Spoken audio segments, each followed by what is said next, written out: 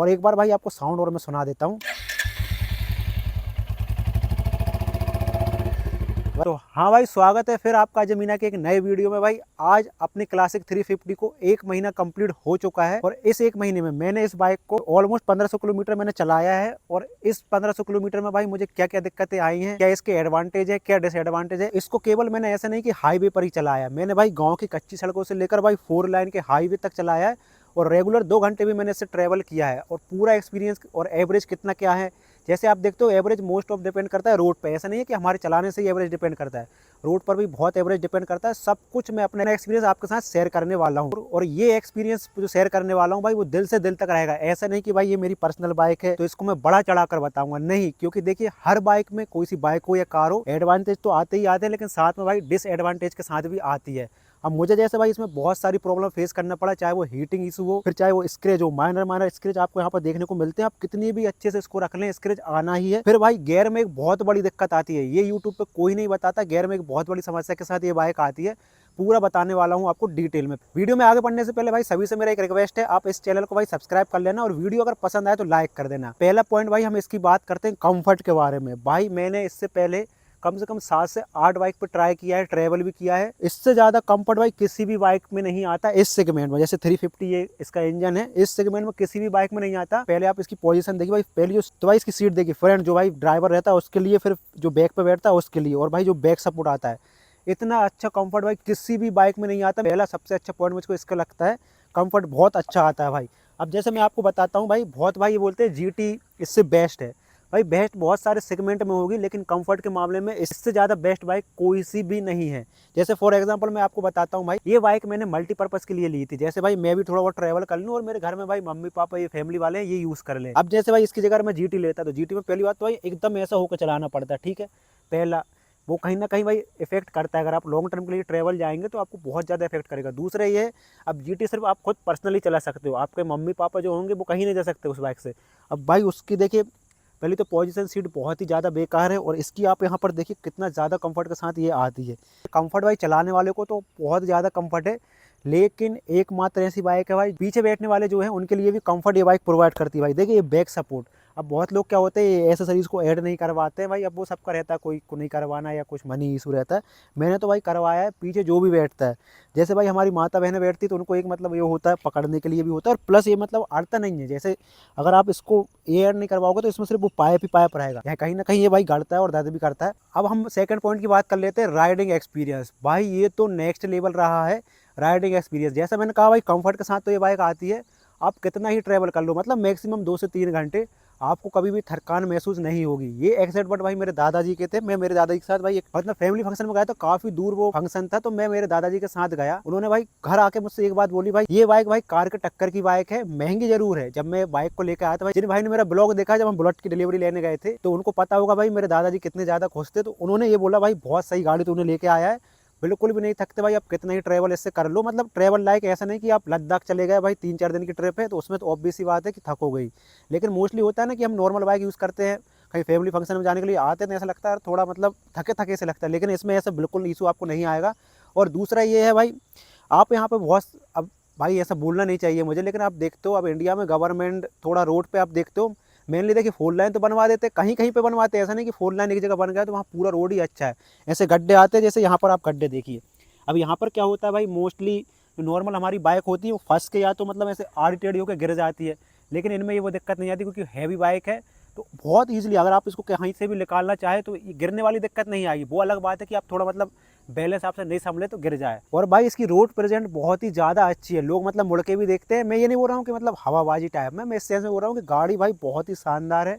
अब जैसे मैंने राइडिंग एक्सपीरियंस का आपको बताया कि भाई इसमें थकान महसूस नहीं होती, आप कितने ही लंबे टूर पर चले जाओ। मैं और कितने लंबे टूर से मेरा मतलब ये नहीं कि आप 4-5 हज़ार किलोमीटर की राइड पर जा रहे हो और फिर बोलोगे अरे भाई हम तो थक गए। मतलब वो तो एक स्लिप का टाइम हमको 8 से 9 घंटे चाहिए। जब भी हम ट्रैवल करते हैं तो स्लिप बहुत कम होती है, जो लोग ट्रैवल करते हैं उनको पता होगा। लेकिन भाई जैसा मैं कहना चाहूँगा, इस सेगमेंट में इससे ज़्यादा बेस्ट बाइक कहीं की भी नहीं है, और मैं तो ये बोलूँगा इसके आसपास भी नहीं है। ऑनेस्टली मैं बता रहा हूँ, ठीक है। जब आप बाइक को चलाते हो नॉर्मली क्या होता है कि कोई बाइक को आप भगा रहे हो, लाइक 60 पे भगा रहे हो तो लगता है ये बाइक भग रही है, लेकिन आप इसको 60-70 की स्पीड पे नॉर्मली चला रहे हो, लगता है बाइक चल रही है, और बाइक ऐसा लगता है ये भाग रही है, लेकिन ये बाइक 70 की 80 स्पीड पे ऐसा लगता है बाइक चल रही है। और इतना ज़्यादा भाई कंफर्ट इसमें है।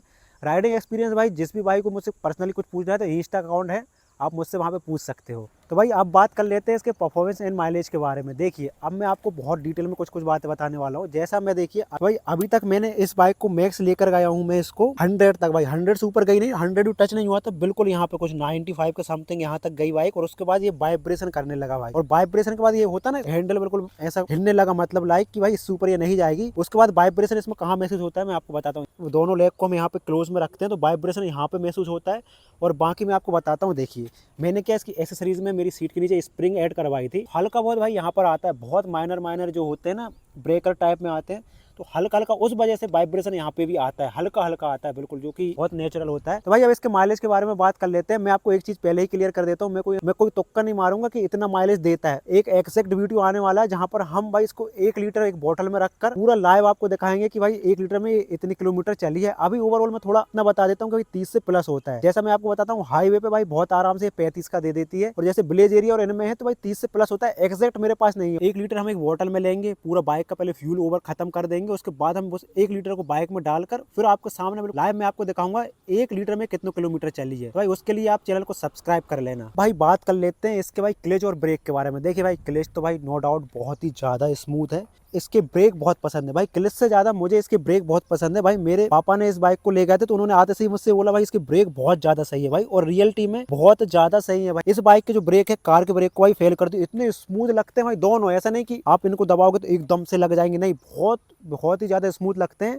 बाकी आपको अर्जेंट में रोकना पड़े, लाइक बहुत आप ओवर स्पीड पे चल रहे हो और सामने कुछ आ जाए और आप अचानक से रोकते हो तो भाई तब भी ये रुक जाएगी, क्योंकि वो ये भाई आपको बहुत हार्ड तरीके से प्रेस करना पड़ेगा भाई, और वर्क करते हैं बहुत अच्छे से। लेकिन मैंने भाई अभी तक वो ट्राई नहीं किया, उसका एकदम सटीक नहीं बता सकता कि आप एकदम से लगाओगे तो ये बाइक ऐसी रुकेगी, कितनी दूर जाकर रुकेगी। लेकिन हाँ भाई इसके ब्रेक की मैं गारंटी लेता हूँ, कार से भी ज्यादा कंफर्ट है भाई। अब मेरे पापा ने बोला तो भाई मतलब उनको तो इतना एक्सपीरियंस है इन चीजों का, जितनी हमारी उम्र नहीं उतने ज्यादा टाइम से वो बाइक ट्रैक्टर कार ये चलाते उनको हो गए। मैं ऑनेस्टली बोल रहा हूँ भाई, कोई भाई अगर होगा जो कि बहुत ज्यादा कार राइड करता होगा, एक बार भाई आप बुलेट के ब्रेक को ट्राई जरूर करना, बहुत ही ज्यादा स्मूथ इसके ब्रेक लगते हैं। अब भाई यहाँ पर हम बात कर लेते हैं इसके बिल्ड क्वालिटी और लुक के बारे में। भाई लुक के बारे में जो ब्लैक कलर का जो लुक आता है, वो कलर को लेकर काफी कमेंट आ रहे थे मेरे पास कि भाई ब्लैक में क्यों लिया, आपको ये कलर मिला। तो भाई ब्लैक कलर जो है मतलब कार में भी आप देख लो भाई, स्कॉर्पियो आप देख लो क्लासिक S11 या जो भी नहीं स्कॉर्पियो है, जो भी कंपनी कार आती है, जैसे फॉर्च्यूनर भी आप ले लो ब्लैक कलर में भी पसंद आती है। तो भाई ब्लैक कलर का तोड़ नहीं है। तो भाई फाइनली वो पार्ट आ चुका है जहाँ पर हम बात करने वाले पॉजिटिव पॉइंट्स के बारे में और नेगेटिव वाले पॉइंट्स के बारे में। देखिए भाई अब मैं ऐसा नहीं हूँ कि आपको सिर्फ मेरे को बाइक पसंद है ये वाली, अब मेरी ड्रीम बाइक थी मैंने ले ली इसलिए आपको सिर्फ अच्छी अच्छी बातें बताऊंगा। इसके साथ कुछ डिसएडवांटेज भी आते हैं,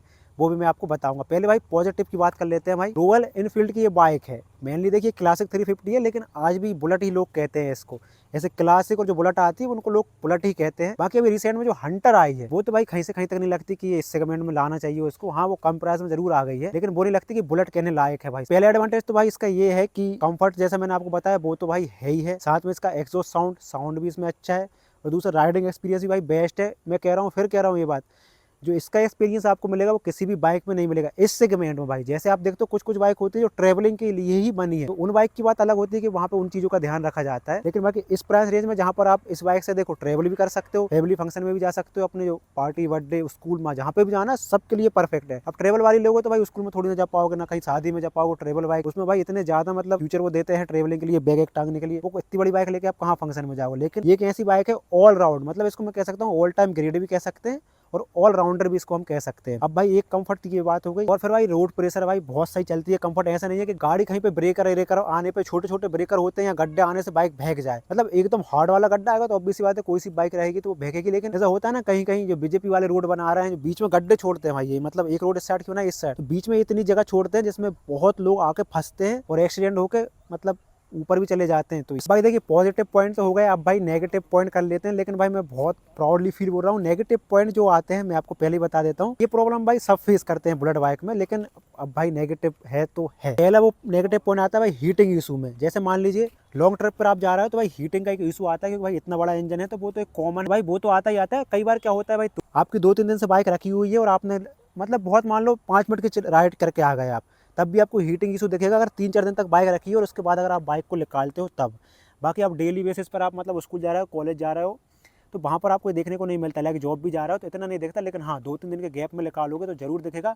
और बाकी अगर आप लॉन्ग ट्रिप पे जा रहे हो या लॉन्ग कहीं पे दूर जाना पड़ रहा है आपको, तो वहाँ पे हीटिंग इशू आपको देखने का मिलेगा। और दूसरा भाई ये देखिए भाई, बुलेट की हर बाइक में स्क्रैच आते हैं, लेकिन ब्लैक में भाई वो दिखते हैं, उभर के दिखते हैं। जैसे मैं आपको दिखाता हूँ, यहाँ पर आपको देखिए, ये देखिए हल्का हल्का दिख रहा है आपको। ऐसे बहुत सारे स्क्रैच है जो कि अभी आपको कैमरे में नहीं दिख रहा है, लेकिन भाई स्क्रैच है। और यहाँ पर देखिए कुछ ना कुछ भाई, कुछ ना कुछ अड़ जाता है तो ऐसे स्क्रैच आ जाते हैं भाई। ऐसे स्क्रैच भाई बाइक में आते हैं तो आप सबको लगता होगा कि ये बाइक पर ही आ रहा है। नहीं भाई, स्क्रैच आपको लगता होगा बाइक पे आते हैं, लेकिन ये गलत बात है भाई, ये स्क्रैच यहाँ पे आते हैं। तो भाई देखिए 1 महीने का जो एक्सपीरियंस था मैंने आपके साथ शेयर तो कर दिया है, लेकिन बहुत चीजें अभी मिस है। जैसे एवरेज का मैंने बताया, एक प्रॉपर वीडियो उस पर लाने वाला हूँ, चैनल को सब्सक्राइब कर लेना। और बाकी भाई ऑनेस्टली बता रहा हूँ, दिल से बता रहा हूँ भाई, अगर आपको लेना है तो भाई बिल्कुल लो। ब्लैक कलर में रहना है बिल्कुल लो। ये बहुत लोग बोलते हैं कि ब्लैक कलर हमसे मेंटेन नहीं होता है, ऐसा कोई इशू नहीं है। बस 1-2 महीने में एक बार अच्छे से वॉश कर लेना, घर पे जरूरी नहीं बाहर जाकर करवाना है। तो भाई मैंने पूरा अपना 1 महीने का एक्सपीरियंस आपके साथ शेयर करा है।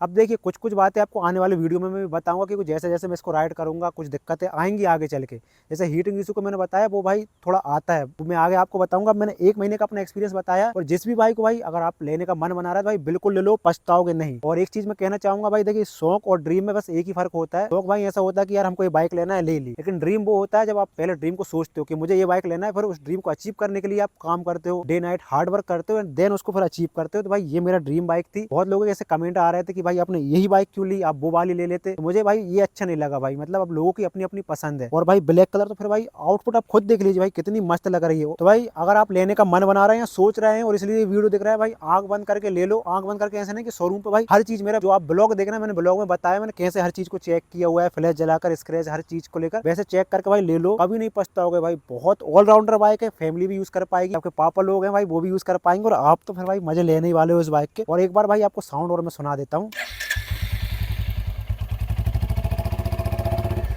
भाई, ओवरऑल इस बाइक का साउंड है।